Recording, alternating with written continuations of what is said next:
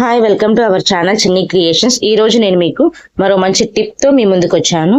అది ఏంటంటే panda chalk యొక్క యూజెస్. దీన్ని మనం యూజ్ చేసి కటింగ్ చేయడం వల్ల మనకి ఫర్దర్ గా ఉండే లాభాలు ఏంటన్నది చూద్దాము. నార్మల్ చాక్ అయితే వాటి మార్కింగ్స్ ఏ క్లాత్ మీద అయినా సరే అలాగే ఉండిపోతాయి.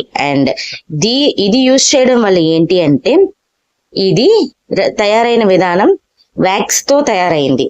సో దానివల్ల ఏంటంటే ఇది డ్రా చేసిన తర్వాత మనం ఐరన్ చేస్తే ఈ మార్క్స్ అన్నవి చాలా అంటే చాలా ఈజీగా పోతాయి. చూసారా నేను ఐరన్ చేస్తుంటే ఎలా ఫేడ్ అవుతున్నాయో.